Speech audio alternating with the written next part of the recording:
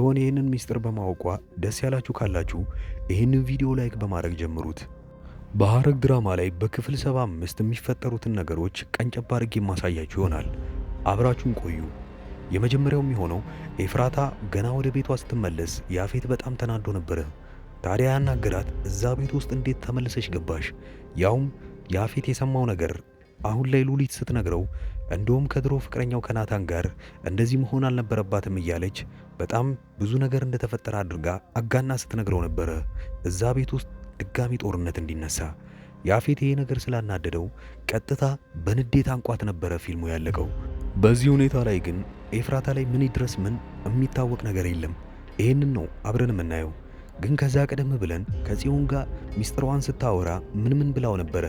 እኔ የማይቆጨኝ ነገር አንድ ነገር አለ ብላ ለጽዮን የነገረቻት ምን ይመስላችኋል? አሁን ላይ እዛ ታግታ በቆየችበት ሰዓት ላይ እንዳልተደፈረች ነግራታለች። ካልተደፈረች ታዲያ ከዛ በኋላ የማይቆጫት ነገር ምን ይመስላችኋል? ከናታን ጋር ያሳለፈችው አንድ ምሽት። ያኔ ታዲያ እሱ ሰክሮ ቢሆንም የሚያስታውሰው ነገር ስለሌለ እኔ ግን የማልቆጭበትን ቀን የማልቆጭበትን ሌሊት ነው ያሳለፍኩት ብላ ነበረ። ጽዮን ከዚህ በፊት ስላደረገችው ነገር በጣም በመጸጸት ኤፍራታ እኔን ካንቺም በኋላ መጉዳት አልፈልግም፣ ይሄን ሁሉ የምታደርጊው ልካ ናታን እንዳይጎዳ ብለሽ ነው።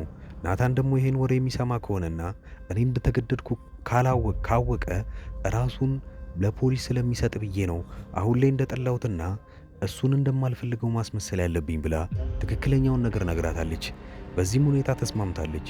ጽዮን ወንድሟ ስለምትወደው እንዲታሰርባት ስለማትፈልግ የእድሜ ልክ እስራቱም ስለሚጠብቀው ነው። ታዲያ አሁን ላይ ሊያድናቸው የሚችለው ሁለቱም ነገር ያ ተገደልኩ የተባለው ሰውዬ በሕይወት መገኘት ሲችል ብቻ ነው። ያንን ሰውዬ ታዲያ ልታገኝ የምትችለው መጀመሪያ ኤፍራታ እዛው የያፌት ቤት ውስጥ ሆና ነገሮችንና ስለላዎችን በጥንቃቄ ማድረግ ሲኖርባት ብቻ ነው። ታዲያ ይህንን የረጅም ጊዜ እቅዷን ግን እንዳይከሽፍባት ጎን ላይ ያሉት ሰዎችን ድጋሚ መረዳት አለባት። ናታን ለምሳሌ እዛ ቤት ውስጥ ተገዳ ነው የምትኖረው በሚል ምክንያት ከዛ ቤት ውስጥ ለማሰጧት ነው የሚሞክረው። ያፌት በሌላ በኩል ያን ቀን የሰርጉ ጊዜ ራሱን ካሳቱት በኋላ ቀለበት ይዞላት መጥቶ ሊያደርግላትና ተያይዘው ሊጠፉም እንደሆነ አሁን ላይ ሰምቷል። ታዲያ እሱ ድራማ እየሰራችበት እንደሆነ ስለሚያውቅ ንዴቱን ሙሉ ለሙሉ ሳይቆጣጠር ኤፍራታ ላይ አንቆ ይዟት ነበረ። ታዲያ ድራማው ያለቀው በዚህ ሁኔታ ላይ ምን ይፈጠራል? እንደዛው አንቋት ምናልባት ራሷን ምስት ከሆነ የከፋ አደጋ ሊደርስባት ይችላል። ናታን በበኩሉ አሁን ላይ የራሴን አዲስ ህይወት መጀመር እፈልጋለሁ፣ ኤፍራታ እስከ መጨረሻው ጠልታኛለች፣ ጭራሽ እኔን ከያፌት ጋር ወዳድራኝ፣ ያፌት ወንድ ነው የወንድ ስራዎችን ነው የሚሰራው ብላ ሞራሉን ሰብረዋለች። ናታን በዚህ ሰዓት ግን እሱ ያለችው ነገር ልክ ነው በሚል ሁኔታ ላይ ራሱን እንደ አዲስ ሰርቶ አዲስ ህይወት ለመጀመር ኤፍራታን እስከ መጨረሻው ለመተው ያኔ ነበር የቆረጠለት። ጽዮን ብቻ ናት የምታውቀው ይህንን ጉዳይ። ለዛም ነው አሁን ላይ ሀብላ ኤፍራታን ማገዝ የጀመረችው። ይሄኔ ታዲያ ኤፍራታ በምታደርገው ነገር እንዳለ እሷ እማትናደድ ሆና ተገኝታለች። ይሄም ምስጢሯን ምናልባት ናታን ተረድቶት ለእሱ የነገረችው አንድ ነገር ሊኖር ይችላል የሚል አንድ ሀሳብ ሊኖራት ይችላል። በክፍል 75 ምን እንጠብቅ? የመጀመሪያው የኤፍራታ የጤንነት ጉዳይ ነው። እሱን አብረን የምናየው ይሆናል። ሌላው ናታን አዲስ ህይወት ስለመጀመሩ ኤፍራታ ምን አይነት የሞራል ምላሽ ሊኖራት ይችላል? ሌላው ትልቁ ሰርፕራይዝ የሚሆነው የኤፍራታ እናት እዛ ያፌት ቤት ውስጥ ሥራ መስራት የምትጀምር ይሆናል የራሷን ልጅ ብላ። ይህንን በክፍል 75 የምናየው ይሆናል። አዳዲሶች ለዚህ ቻናል ሰብስክራይብ በማድረግ እንደዚህ ቀደም ብሎ የተሰሩ ድራማዎችን አጠር ያለ ሪቪው ስለምንሰጣችሁ ቻናሉን ሰብስክራይብ በማድረግ መከታተላችሁን አታቁሙ። በሙሉ ክፍሉ ወዲያው እንደተለቀቀ ኮሚኒቲ ፖስት ላይ እኔ ቀደም ብዬ ለቅላችኋለሁ። እስከዛው ድረስ ግን መልካም ጊዜ። ውድ የአዳዲስ ቲቪ ተከታታዮች እንኳን ደህና መጣችሁ። ወደዚህ ቻናል ከመጣችሁ እናንተ ተከታታይ ድራማ ይመቻችኋል ማለት ነው። ከተከታታይ ድራማ ውስጥ ኢትዮጵያ ውስጥ ሆኖ አሁን ላይ በጣም አሪፍ እይታ ያላቸውና አሪፍ ተቀባይነት ያላቸው ድራማዎች አራቱን ልንገራችሁ። የመጀመሪያው ጽናት ነው። ሁለተኛው ሐረግ፣ ዮአዳን እና ክህደት ናቸው።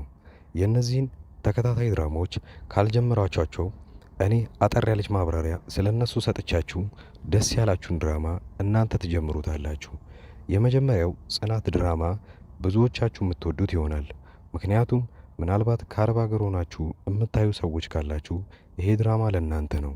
ጽናት ከሀገር ቤት ወደ ከተማ ትመጣና ወደ ውጪ እስክትሄድ ድረስ አንድ ቤት ውስጥ ተቀጥራ እየሰራች ነው። ታዲያ የቀጠሮ ቀኗን ወይንም የበረራ ቀኗን እየጠበቀችና ብዙ ክፍያ ካደረገች በኋላ ያንን ስትጠባበቅ እዛ ሰራተኝነት የተቀጠረችበት ቤት ውስጥ እየሰራች እያለ አንድ ትልቅ ነገር ይፈጠራል። ከአሰሪው ልጅ ጋር ግንኙነት ትጀምርና ብዙም ሳይቆይ ነገሮቹ ይበላሻሉ። በዚሁ ላይ የሚያጠነጥን ፊልም ነው። ሁለተኛው ሐረግ ድራማ ላይ ሁለት በትንንሽነታቸው የሚታወቁ በአባት አንድ የሆኑ ወንድማማቾች ነገር ግን ካደጉ በኋላ በጣም ትልቅ ጠላት ሆነው እዛ ላይ የምናየውን ነገር አብረን እናያለን። ፍቅረኛ ይነጣጠቃሉ፣ ንብረት ይነጣጠቃሉ። ነገር ግን ወንድማማቾች እንደሆኑ አያውቁም። ሐረግ ድራማ እዚህ ነገር ላይ ነው የሚያጠነጥነው። ዮአዳን አንዲት ምስኪን ሴት በባህል ሀብቶችና በትልልቅ ሰዎች የእሷ የሆነን ነገር ለመንጠቅ ሲሞክሩና እሷ ግን ብልጠትነቷን ከነሱ በላይ የምታሳየቸው ፊልምና ብዙ ታሪኮች ያለበት አሪፍ ድራማ ነው። ሌላኛው ክህደት ነው። ክህደት የሚለው ፊልም አሁን ላይ በጣም አሪፍ እየታየ ያለ ነው። ክህደት አንድ ጓደኛውን በጣም የሚወዱት ሁለት ጓደኞች አሏቸው። ታዲያ በዚህ ጊዜ ጓደኛው የልቤ ጓደኛ ናቸው ብሎ ለእነሱም ማያረገው ነገር የለም። ብዙ ነገር አድርጎላቸዋል። ነገር ግን ትንሽ እንደቆየ ይታመምና በጣም እርዳታ ሲፈልግ ከጓደኞቹ የሚጠብቀውን እርዳታ ሳያገኝ ይቀርና ይልቁኑ በዛኑ ልክ ይጠቀሙበታል። ይሄኔ ታዲያ እሱ ካወቀ በኋላ ምንን ማድረግ እንዳለበትና እንዴት ከነዚህ ጓደኞች ሊበቀል እንደሚችል የሚያሳይ አሪፍ ፊልም ነው።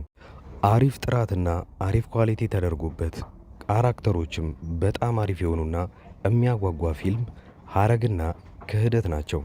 ሁለቱ ፊልሞች ምንም አይነት ንዝናዜ ምናምን ሳይበዛባቸው ወሬም ሳይኖራቸው ቀጥታ ምንም አይናችሁን ሳትነቅሉ የምታዩት ፊልም ነው። ሌላኛው ጽናት የሚለው ፊልም ታሪኩ አሪፍ ሆኖ ነገር ግን ብዙ ወሬዎች ስለሚበዙበት ምናልባት ፊልሙ ሊሰለቻችሁ ይችላል። ነገር ግን ፊልሙ እንደዛ የሚሰለቻችሁ ከሆነ እኔ በየጊዜው የእያንዳንዱን ክፍሎች እንደዚሁ አይነት በትረካ መልክና እናንተን ለጥያቄ ያሳተፈ ለመልስም አስተያየት እንደሰጡበት አድርጌ አንዳንድ ቪዲዮ ለእያንዳንዱ ክፍል እሰራለሁ። የዮአዳን ድራማ ብዙ ሰዎቹ ስትጀምሩት በጣም አሪፍ ድራማ ነበረ። እስከ ክፍል 40 እና እስከ ክፍል 45 ያለውን ድረስ ብዙዎቻችሁ በጣም አሪፍ አድርጋችሁ ስታዩት ነበረ። ከክፍል 45 በኋላ የዳይሬክተሩ አቅጣጫ ፊልሙን ስለቀየረው ብዙዎቻችሁ ጠልታችሁትና የጥንቆላ ስነ ስርዓትን እያስገባችሁበት እኛ ከዚህ ምን መማር አለብን የሚለውን ካያችሁ በኋላ ለተከታታይ 2 ሳምንታት ፊልሙ ሳይለቀቅ ስለቆየ ረስተውት በዛው ትታችሁት ነበረ።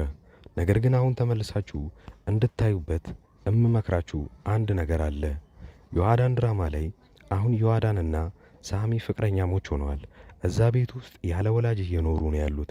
ምን ሊያጠፉ ይችላሉ፣ ምን ሊደረግ ይችላል የሚለውን አብረን የምናየው ይሆናል።